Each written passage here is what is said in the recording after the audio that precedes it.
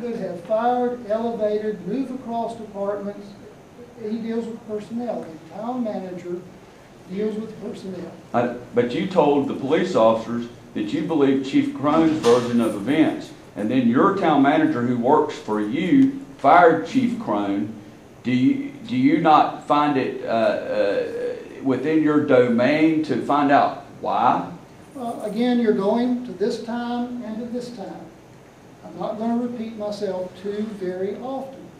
At the time when I was talking with police, what was known, what was in the paper. The firing had not happened, so if you're going to knit those together, you've got to do some time compression. Do you disavow the statement you make to the police about believing that John Crone's statement made more sense to you? Or do you stand by that statement? Well, I stand by that. To this day? To this day? At that time. Currently, today, do you stand by that statement? Do you stand by the statement that, knowing what you know and what's come out, that John Crone's version of events makes the most sense to you? Or do you believe that statement was made in error? I'm not getting the question. At the time when I said what I said, I had the newspaper, I had the anonymous letter. And I'm saying today, at the time that...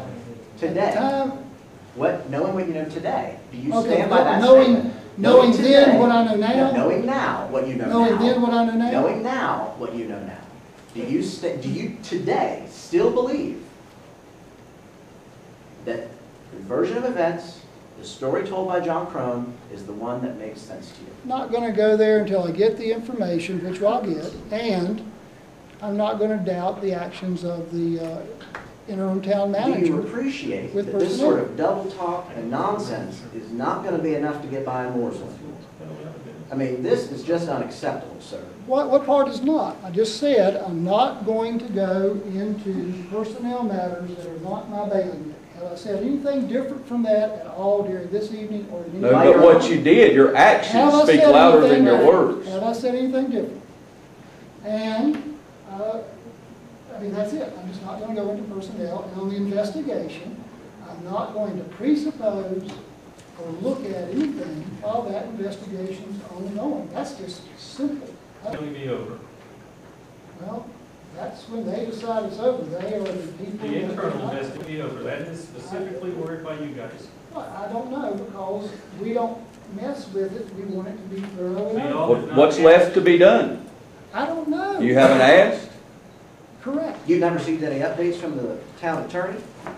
Or the interim town manager? I haven't asked. The updates that we've have gotten are Ken, what's the guy's last name? Andrews? Andrews, thank you. Ken Andrews is at this point, but we don't know how much more he may have. At any one time, you can turn over a piece of paper or get a comment, you can add to the schedule. SBI, they'll never tell us. The SBI investigations are, when they complete them, I think they go to the DA or somewhere, and that's it.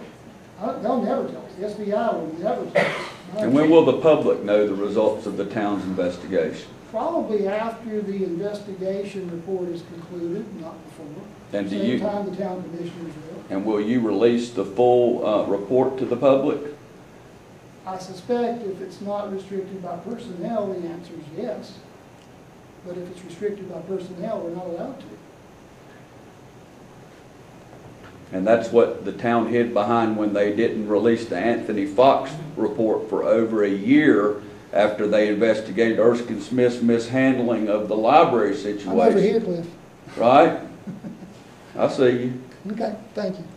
I'm kind of looking at you the way you talk to me. Through a fog.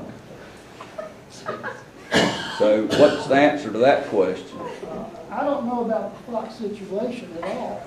And I don't know how that came about release, and I've never seen that report. I want to study the history of it because I sent you an email. You met that email. And I reminded the town board that, as you should be well aware, Faruba and I have been involved in rooting out corruption here in Mooresville dating back to 2001 when Faruba discovered embezzlement by the former library director and reported it to town authorities.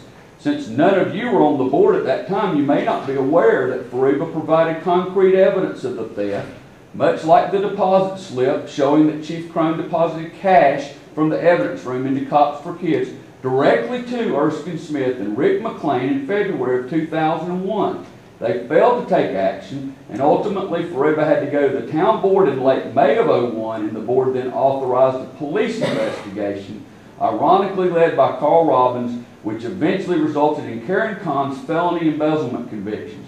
Kahn did not resign her position until August of 2001 and actively stole from the town during the entire 6 months, while Erskine Smith did nothing to discipline her or protect the town from further abuse.